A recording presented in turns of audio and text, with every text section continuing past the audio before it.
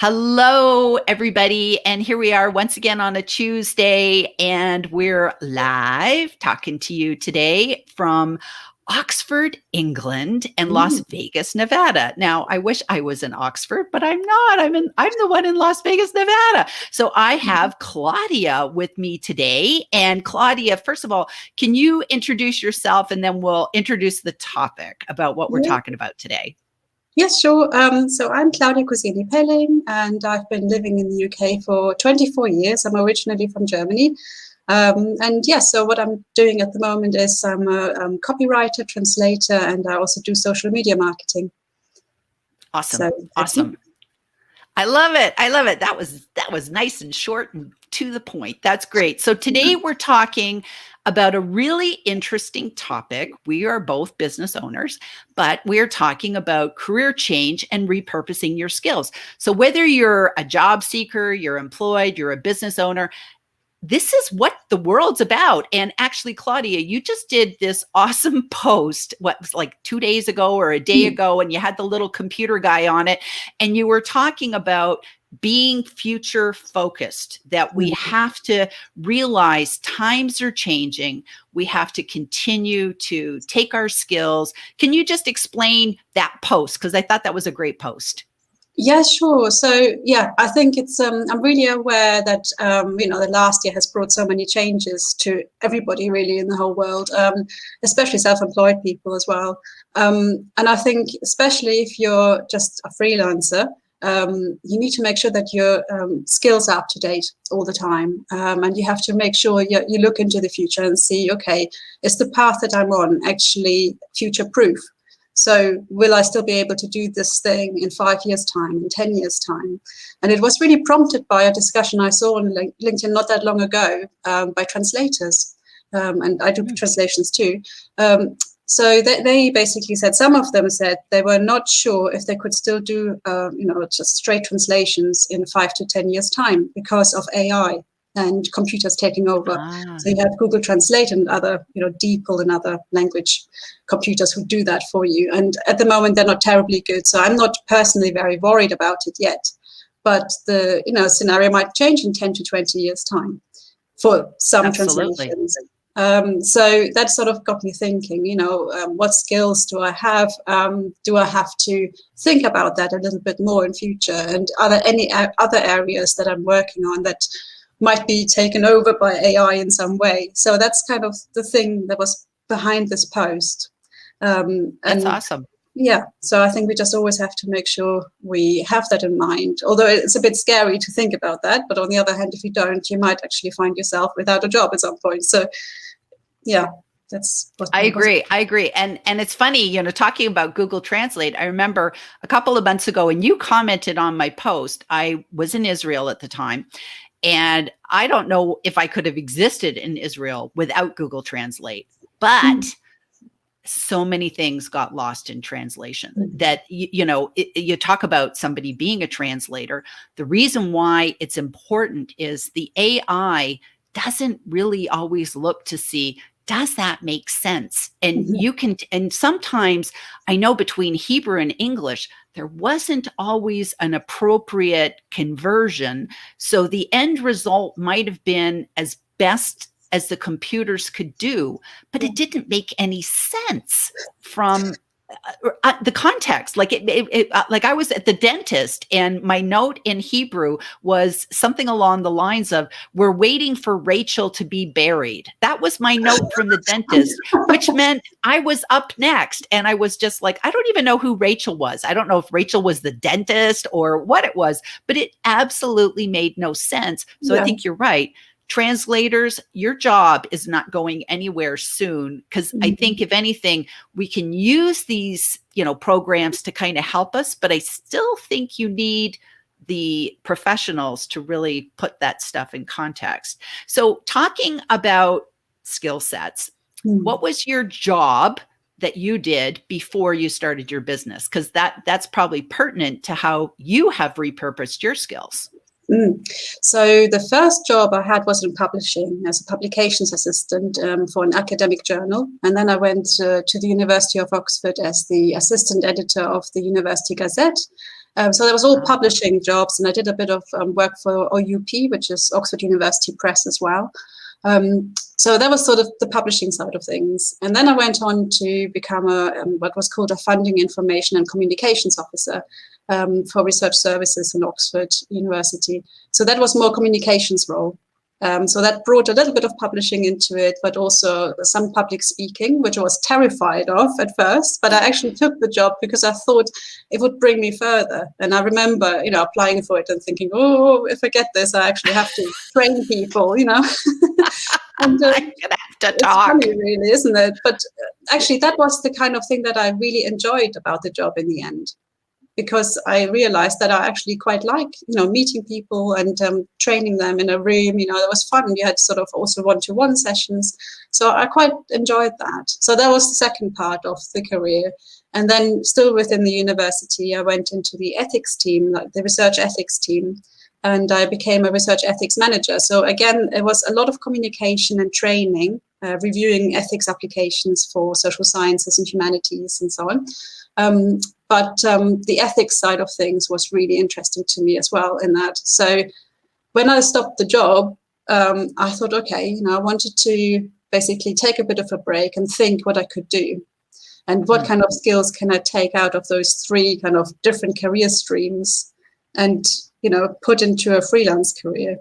So then I thought, well, I can put in the copywriting that I've been doing for years. I didn't mention the translation because I actually did a translation diploma while I was working at the university as well. So to have that as a background. So I'm doing translation courses too. And then the social media marketing came actually also as a sideline while I was still in employment, because I was working with my husband on an app, a relationship app, and I did the social media marketing for that. And then something else came up, another app, and I helped them a little bit with marketing as well. So I thought, well, with all of these different streams, I have enough skills to offer something, to be able to offer something. And that's so fabulous. Far, it's been working really well. And I think but again, I think, there's a lot of learning that has to be done still. And I think it never stops, which I actually like. I like learning anyway. So I think, that's perfect. And I think too that we look at our skills and sometimes we can see there might be a gap. We can do this and we can do this, but we're missing this little bit. So we can go off. Nowadays, it's like, most of us have learned social media marketing by, real world, we used to call it in the training industry, just in time learning, meaning you're just catching up with what's going on, or you're just a couple of months ahead. You just have to stay focused, and it's all changing so rapidly. So it's not like most of us need to kind of go back to school and let's go get a 4-year degree in social media marketing. By the time you did that, it would all be changed. So you have to keep kind of run. So let me ask you this. So when we talk about, I really like that you did that inventory. You and that for anybody would be my advice. If you are trying to make a career change, that you actually sit down with a pad of paper and a pen and make an inventory of all of the skills that you've done with particular jobs that you've done or businesses, your freelance skills, and also go outside of the resume. What are things that people say, oh my gosh, I really love, being your friend because you're a good listener and you're so organized. You always know how to, figure out a way to do stuff, because just because you haven't used your skills and been paid for them doesn't mean that they're not valuable skills. But also too, sometimes we don't like doing things. So has there ever been any skills that you said, I'm really, really good at this, but I don't like this anymore, so I'm going to sort of move towards not doing that? Just because you can do something doesn't mean you should do it, correct? Yes, that's a good point. I think I was okay at keeping organized and, doing all the admin. I don't particularly like doing it. And so, for example, finances and so on. So I then decided to have an accountant instead. And which is much nicer. And I know I have a software, accounting software, which I can use, and that's really easy. So I don't have to worry about that. And then the accountant will do all the rest. So I think that sort of thing, I'm very happy to outsource. That's great. That I did exactly that same thing. It's like when we first started doing our business, it was like I was doing all the number crunching and all the invoices. And I went, I hate this. I hate this part of it. This is not what I like to do. So I just very quickly outsourced because I said, if you hate doing something, then you end up not doing it. And I found that it's like, doesn't make any sense. You want to get paid. So you want to get those invoices out. But if you hate doing that part, find somebody else, and so repurposing your skills sometimes is identifying what you like to do, what you don't like to do, and then how do you now marry it into, something else. So I think that's good. Now, with your translating, you were actually, so you're a translator. Is it German to English and English to German, or just one way? Just so I'm clear. Sure. So I took the diploma from English to German, basically. So at the moment, I'm just really offering that. I have in the past done the other way around as well, and it's okay. But I still feel until I have taken an exam, I shouldn't really offer it officially. So, I prefer doing the English to German. Okay. And, even though I've been here for 24 years, I think it's your mother tongue, and you're always slightly more comfortable in your mother tongue. Exactly. So just out of curiosity, what kind of things do you translate? Are you doing books, journal articles? Like what kind of things would you translate? Right. So that's where the ethics part comes in a little bit, because I thought, I did the research ethics side and I wanted to niche down into helping ethical businesses. So I could take that sort of stream again from my career path and put it to good use. So one thing I was really interested in when I was doing the research ethics management was data ethics. And I was very lucky to now work with a company who does consent management platforms. So they basically make sure that, people can choose cookies online really well, that is user friendly, and that all the consent preferences are managed properly. So I do a lot of translations for them and also copywriting. That kind of thing. And other clients have been a fair trade company and, for example, eco-friendly beauty products. So I've been doing some translation work for them. So anybody who's awesome. Really, having sort of fair trade, eco-friendly, ethical approaches, that's sort of my niche now. So for some people that aren't familiar with those terms, could you just kind of do a quick 2-second definition of what's ethical marketing and what's fair trade, just for under the assumption that people say, I've never heard of that term before. What does that mean? Okay, so fair trade, I mean, I'm not a huge expert either, but I know that if you have a deal under a fair trade contract, you might be a coffee bean farmer, in Africa or somewhere. And usually if you don't have fair trade deals, you don't get paid very much. You don't get a living wage.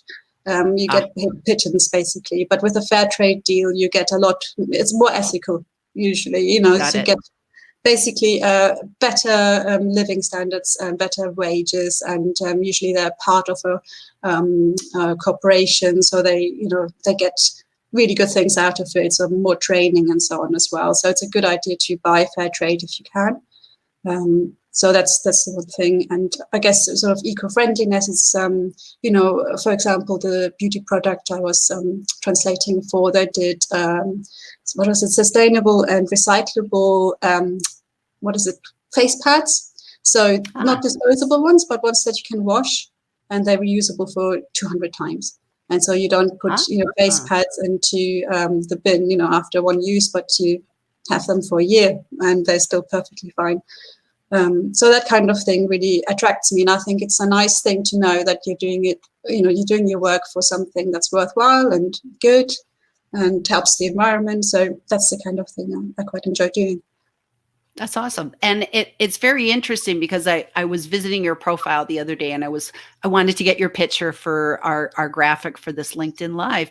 And I saw something about taking an ethical marketing pledge. It was in your features. And I wanted to ask you about what that meant, because it's so funny. Like, marketing kind of gets this bad rap that, like, we're all marketers are sleazy lying people. We're just trying to talk people into it. And that's not true. It's not true about sales. It's not true about marketing. It's really about, here's somebody's problem and here is a solution that we can offer. So it's kind of just matching, A with B. But in terms of ethical marketing, what exactly did that mean? And what did that pledge? Tell us about that. That's fascinating. Yes, I stumbled upon it about 2 or 3 months ago, and I was really happy to have found it. It's called The Ethical Move, and you can find it online. So they are basically saying that not everybody, but some marketers use slightly manipulative tactics, and that it's not really ideal to use that sort of thing. So, for example, if you say, you have to, if you want to get it, it's, deadline is tomorrow, buy now, or it's gone forever. And then it turns out next year it's exactly the same deal again. And really you were sort of forced into it because of your fear of missing out. So that's the one thing that they're trying not to use. Then countdowns that are sort of artificial. What else?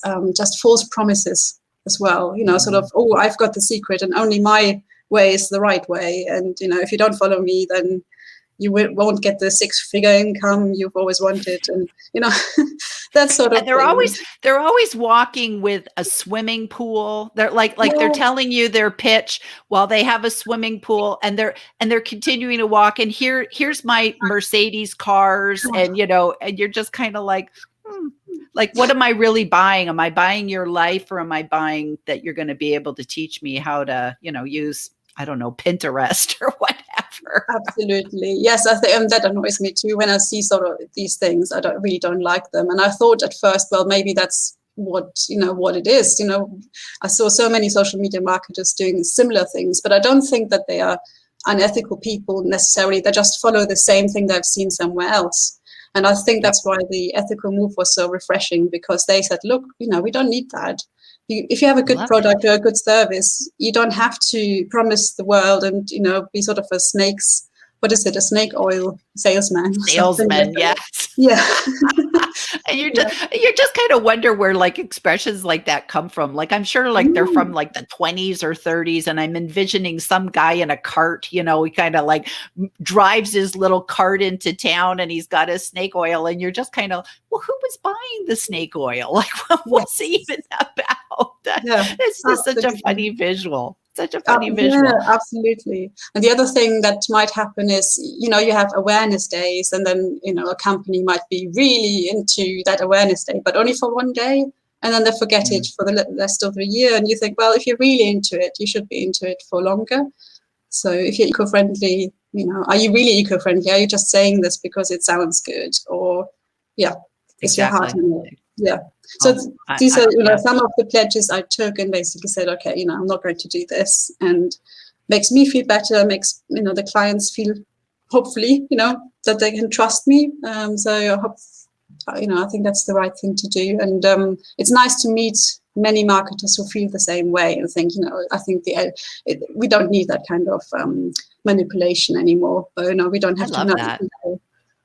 I love that. That's great. So going back to repurposing your skills. So obviously all of your past experience, you have really good writing skills. You couldn't have been in those businesses without, working for Oxford University Press and all that sort of stuff without having good writing skills. So now you're doing copywriting. So is your copywriting, is it, so kind of walk us through, now you're doing social media writing, copywriting. How did you transfer those skills? Because that's one kind of writing is writing, but then it's a little bit different. So what kind of transformation did you have to take to go from A to B? Yeah, so I think it's still a process. I'm not saying I'm the world's best copywriter yet. I'm still working on it. And I think every copywriter will do the same thing. Each task is slightly different and you will grow and learn from it.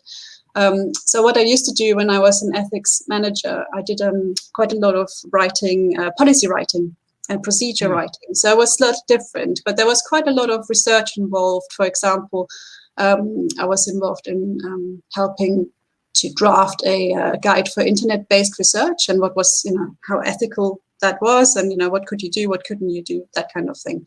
And I really loved researching and then putting it all together, and we had experts who advised on it, so there were lots of people involved.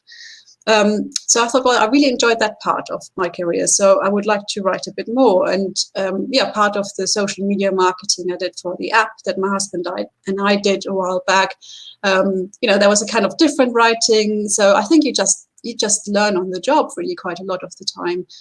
We started blogging, so that's again, something slightly different. Yep. And that's what I really like doing actually at the moment and focus on is writing blogs for others, really. So again, it takes some research. So it might be a subject I don't know that much about yet. So it could be about fair trade. And then I have to find out a lot more about it, certain subject, certain angle, and then write it as the person who I'm writing for would write it. So I just have to make sure that I'm a good ghostwriter for them. And that the tone is right, the voice is right, and so on. And I think what's important is to read a lot. Read other blogs, make sure that you've got it right, that the style is okay. And I've been doing quite a lot of courses as well. So there are loads of courses. So if anybody is interested, there are really good online courses that don't cost the earth, and you can, practice and make sure that you're, honing your skills. So absolutely. Yeah. And there really is something to be said for, when you do make a shift and you take one skill and you want to repurpose it, sometimes you do have to do a little bit of tweaking. And, even when you just go, like I know with myself, I used to do online courses for kids. So they were sort of like K through 12, sort of 5 years old to like 18, 17, 18.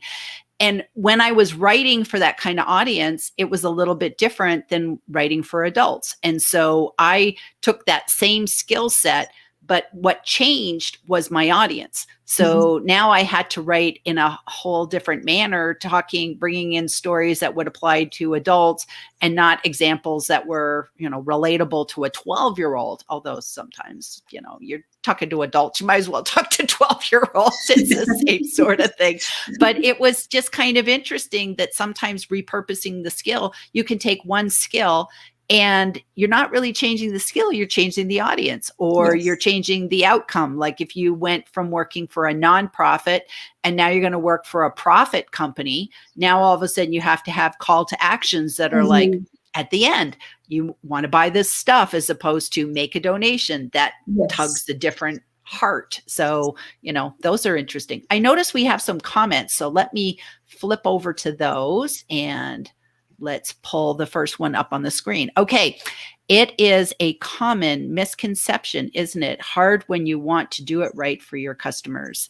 And I'm not sure what part of the conversation when that came up, but I think it's probably true. The social media marketing snake oil people, I guess. Yes. Yes, absolutely. Absolutely. And I love this comment. Your blogs are fab, Claudia. So well written. So that's good. So that is so sweet. That is so sweet. So Claudia, you have a website. Are you blogging on your own website as well? I am. Okay. I should do it more often, really. It's quite funny, really, isn't it? I should do it weekly, and I haven't done it for about a month now. I'm actually waiting until we have finished our video, and I will write a little blog about that. So I thought, this is the right thing to do. Because sometimes I also feel I want to blog about something that's worthwhile rather than just churning out some stuff. So, No, and that's well? Yes, I do. Yes, I do. And we blog about once a month. Sometimes I get busy and I've been kind of doing more video. So it's almost like I feel like I'm doing video blogs. But I found for the most part that to have your blogs be found on Google, you really have to be blogging about something that people are looking for. That's the trick to having your blogs being found on a Google search results, because I am the Google goddess, so I know a little bit about SEO. And one of the things is that think of those people typing in their question. Your blog post is going to go to the top if it's utilizing those keywords of what people are actually searching for. But it has to be good quality stuff as well. Now, do you take your blogs and then repurpose those blogs on LinkedIn? Have you been doing that? I haven't done, well, sort of, I've done it for posts, but I haven't repurposed them in an article. And I thought maybe I should do that at some point as well. A lot of the time is sort of a time problem, really, because there's so many things to do. And then your own business is sort of, yeah, exactly. It's usually at the end, because you have customers and so on. And yes, I have a son as well. So, there's all sorts of things going on. But yes, I think I should at some point. That's awesome. That's awesome. And so now that you're doing social media, that's one of your great talents that you're doing in your business today. What social media platforms are you on besides LinkedIn? What else are you doing? And well, I'm only doing LinkedIn, but anyways, besides LinkedIn, which ones are you on?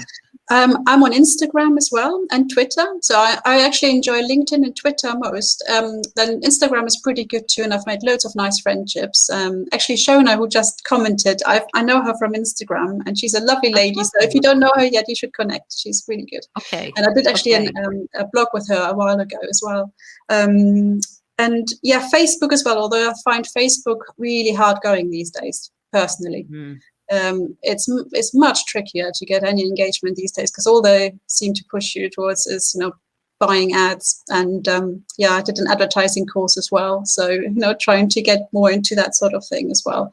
But I do enjoy LinkedIn more generally, and I find Instagram really good for engagement, and Twitter is just sort of a friendly space, which is a lot less formal, a bit more relaxed, I guess, than the other channels. So I think they all have different things, and you might not have your dream client on all of them, but you might find nice, colleagues and friends.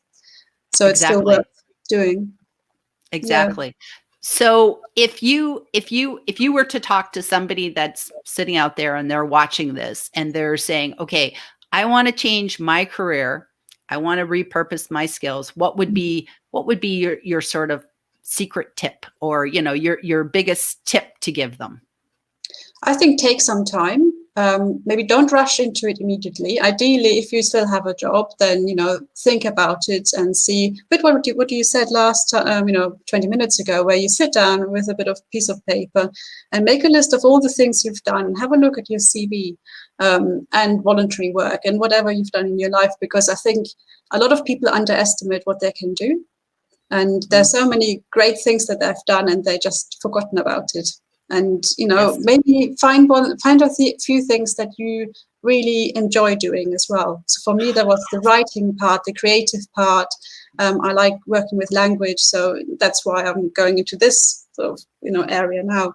But also the ethics side interests me, and that kind of thing is just great to learn more about. So something that excites you, something that you would like to learn more about on a daily basis, that you don't get bored with after 6 months. And something that you can also sell, I guess. Is there a need for it? So yeah, because the best business idea is not great if nobody really wants to buy it. So so you have to have a little bit of financial security there as well, because I guess starting out can be tough at first. If you don't have any savings, that's not a great idea, I think, because you won't start with 6 figures. But if you have some savings, I think it's definitely worth looking into. And I'm really, very happy being self-employed. So I would, heartily recommend it. And I love working from home. So it's, although now I think I'm getting to the point where I'm thinking, sometimes it would be nice to venture out again. So I might go to a co-working place sometimes.